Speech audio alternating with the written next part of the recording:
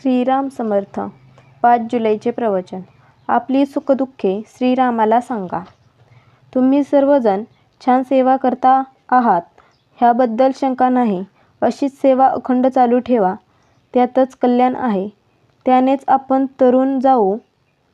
जरी कुणी काहीही सांगितले, ह्यात काय आहे, त्यात काय आहे, ह्याने काय होणार आहे असे म्हटले, तरी तुम्ही तिकडे लक्ष देऊ नका.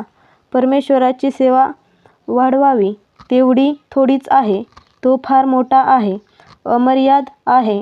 त्याला पाहायला तशीच सेवाही फार मोठी करायला पाहिजे. त्याला पाहण्यासाठी तशी मोठी शक्तीही आपल्याला लागेल. अर्जुनाला श्रीकृष्ण परमात्म्याने दिव्य दृष्टी देऊन दर्शन घडविले. ती दिव्य दृष्टी आपल्याजवळ नाही, पण ती मिळवण्याची शक्ती आपल्याजवळ आहे. भक्तीची प्रगती ही खरी शक्ती आणि त्याकरिता अखंड नामस्मरण हेच खरे साधन. श्रीरामप्रभू आपल्या घरातला कुणीतरी आहे याबद्दल खात्री बाळगा. त्याला तुम्ही आपली सुखदुःखे सांगा. दिवसाकाठी एकदा तरी रामापुढे उभे राहून त्याला अनन्य भावाने शरण जा. दिवस आनंदात जाईल आणि तुमचे दुःख दूर होईल. आपले ज्ञान, शक्ती, वैभव, सत्ता त्याच्यापुढे काहीच नाहीत. तेव्हा या सर्वांचा विसर पडून त्याला शरण जा आणि त्याच्याजवळ प्रेम सांगा, प्रेम मागा. देवा, आम्ही जे तुझे दर्शन घेतो ते सर्व बाह्य स्वरूपाचे. तुझे आम्हाला खरे दर्शन घडव. आम्ही अवगुणसंपन्न असू, तुझे दर्शन व्हावे एवढी सेवा आमच्याजवळ नाही. परंतु तू आता आम्हाला क्षमा कर. यापुढे देवा कितीही संकटे येवोत, आमच्या प्रारब्धाचे भोग आम्ही तुझ्या नामात आनंदाने भोगू. जे काही व्हायचे असेल ते होऊ दे.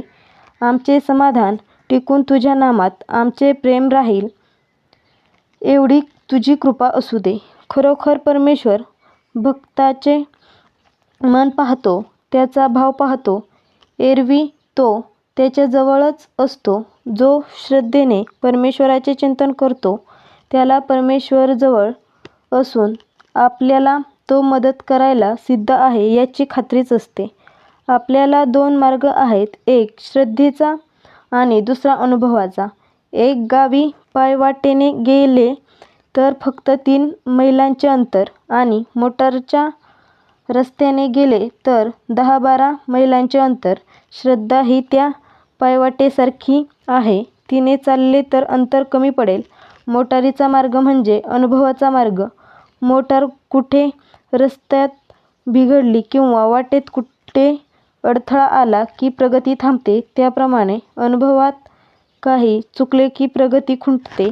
तेव्हा शक्यतो आपण श्रद्धेचा मार्ग पत्करावा.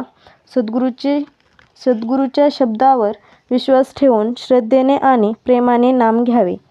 आजचा बोध. भगवंताचे नाम सिद्ध करून देणे हाच संतांचा जगावर सर्वात मोठा उपकार होय.